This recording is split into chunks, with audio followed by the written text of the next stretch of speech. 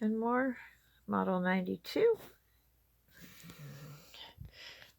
This is your stitch width. Push in and turn to change your stitch settings. This is for your cams, and if you have it at an arrow, it will not sew the cam design. You have to have it at 1 or 2 to get it to sew the cam design.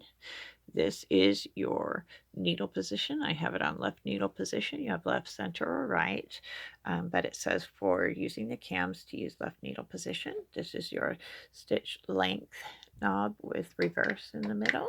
And there's your stitch length. I've got it set for, this is the first time sewing with the one of these cams on this lovely Kenmore.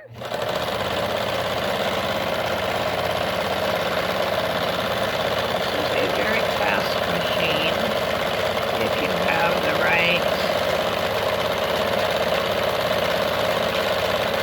pedal. You can go slow if you want. That's slow. If you want to go faster, and that baby can fly.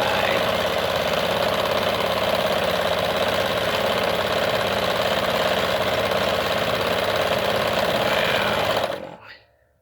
Okay, anyway, Kenmore model 90. Dang, and that is a super wide zigzag. I think it's a full 1/4 inch width, but that's one of the decorative stitches